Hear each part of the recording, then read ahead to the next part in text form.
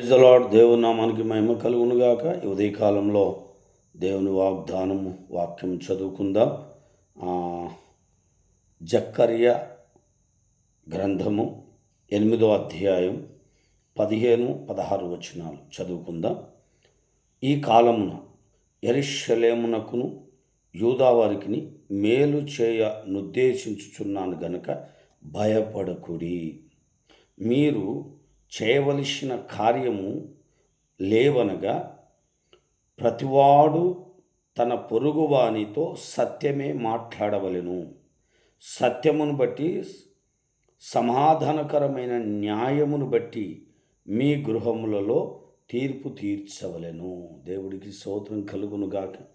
చూడండి, ఇక్కడ దేవుడు అంటున్నాడు, భయపడకండి, నేను మీకు మేలు చేయాలని ఉద్దేశిస్తున్నాను. కాబట్టి నువ్వు ఏ విషయంలో కూడా భయపడకొద్దు. దేవుడు గొప్ప కార్యాలు జరిగిస్తాడు. అలాగే అంటున్నాడు, నీ పొరుగువానితో కదా సత్యమే మాట్లాడు.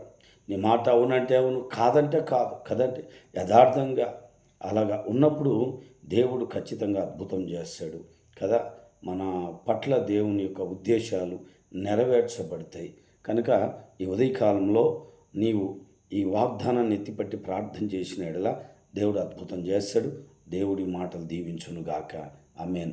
చిన్న ప్రార్థన చేసుకుందాం. పరమ తండ్రి, నీకు వందనాలు. గొప్ప దేవానికి స్తోత్రం నాయన.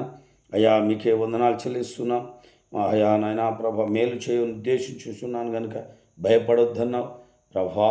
మరి ఒక వాక్యం వింటున్న ప్రతి బిడ్డను అయా మీరు దర్శించి సహాయం చేయండి. వారికి మేలు, సమాధానం, శాంతిని మీరు దయచేయమని, వారి కుటుంబంలో శాంతి సమాధానంతో నింపమని, ఏ బిడ్డ ఏ అలజడిలో ఉన్నారో దర్శించి గొప్ప మేలు చేయమని యేసు నామములో అడుగుచున్నాం తండ్రి. ఆమేన్. దేవుని కృప మనందరికీ తోడేయుండును గాక. అలాగే ఛానల్ సబ్స్క్రైబ్ చేయండి. దేవుడు మిమ్మల్ని ఆశీర్వదించును గాక. ఆమేన్.